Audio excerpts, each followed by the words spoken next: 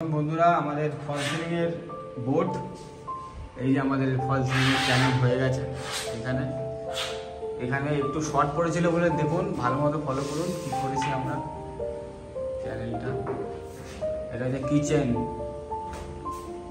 এখানটায় ফল সিলিং হবে, ডাইনিং এ এখানে সিলিং হবে। দেখুন এই জায়গাটায় যে বাথরুম, এই বাথরুমেও সিলিং হচ্ছে।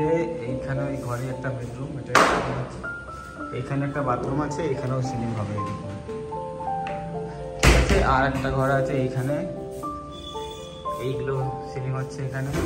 আর এখানে প্যানেল হবে দেখুন দরজায়, এই দরজাটা দেখুন,